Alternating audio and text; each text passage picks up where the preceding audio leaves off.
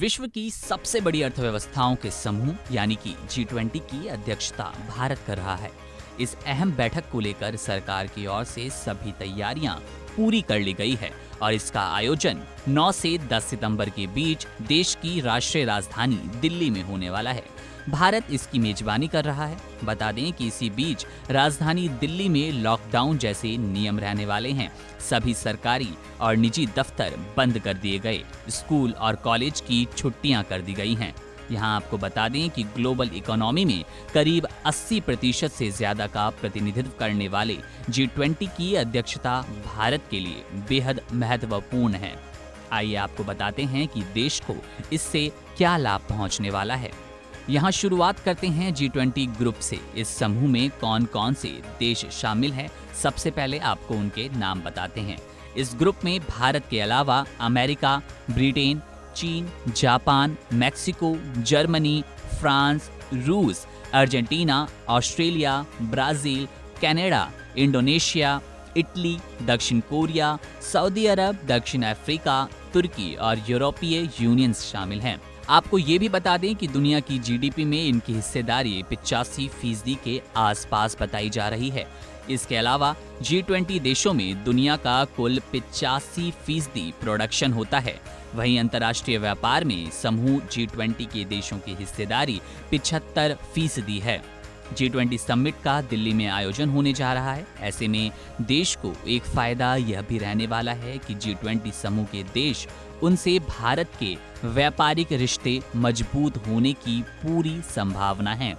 Global economy में G20 समूह की हिस्सेदारी के इन आंकड़ों को देखकर इसके महत्व का अंदाजा लगाया ही जा सकता है। इसकी अध्यक्षता करने से भारत को ग्रुप के सदस्य देशों के साथ व्यापार संबंधों को और भी मजबूती से आगे बढ़ाने का मौका मिलेगा। एक्सपर्ट्स की माने तो आने वाले समय में ग्लोबल इकोनॉमिक ग्रोथ और समृद्धि को हासिल करने में G20 की एक रणनीतिक भूमिका है। इसमें शामिल देशों से भारतीय इंफ्रास्ट्रक्चर सेक्टर में अच्छा खासा इन्वेस्टमेंट आ रहा है, जिसमें बढ़ोतरी की भी उम्मीद है। G20 की अध्यक्षता करने से भारत को वैश्विक मंच पर प्रमुख खिलाड़ी बनने का मौका मिल रहा है। इसके साथ साथ बढ़ते व्यापारिक रिश्तों के मद्देनजर भारत की अर्थव्यवस्था में तेजी से बढ़ोतरी की उम्मीद है। भारत आज विश्व की 5वीं महाशक्ति है। ऐसे समय में भारत इस G20 समिट की अध्यक्षता कर रहा है, जब दुनिया में वो सबसे तेजी से आगे बढ़ रहा है। दुनिया के सभी देश भारत की तरफ उम्मीद भरी नजरों से देख रहे हैं। यहाँ G20 के जरिए होने वाले अन्य लाभों की बात करें तो केंद्र ने अपनी तरह की ये पहली पहल करते हुए स्टार्टअप 20 एंगेजमेंट ग्रुप की स्थापना की है, जो विभिन्न स्टेक होल्डर्स को एक साझा मंच पर एक साथ लाकर वैश्विक स्टार्टअप इकोसिस्टम की आवाज के रूप में कार्य कर रहा है।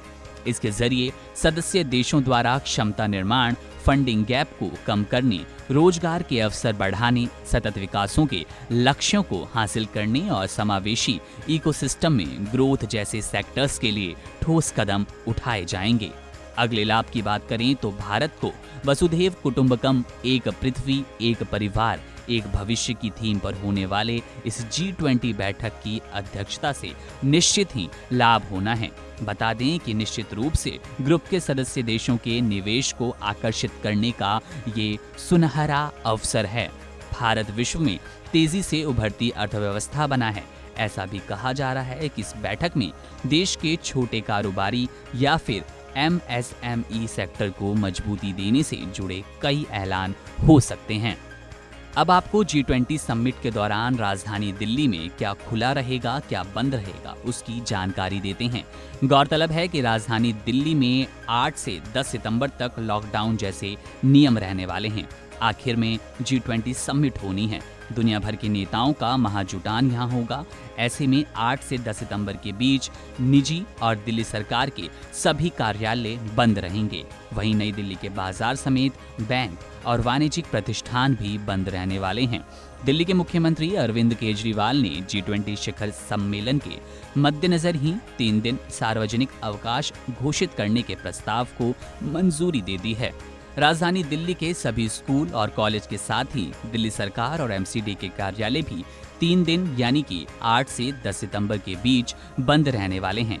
आपको बता दें कि G20 का जो आयोजन है वो 9 से 10 सितंबर के बीच होना है, लेकिन 8 सितंबर से ही मेहमानों का दिल्ली आना शुरू हो जाएगा। ऐसे में एक दिन पहले 8 सितंबर से 7 तारीख की हम जो बात कर रहे हैं, 7 को जन्माष्टमी है और 8 को मेहमानों का आना शुरू हो जाएगा। तो दिल्ली 4 दिन बंद रहने वाली है। औपचारिक रूप से 3 दिन का ये समय रहेगा।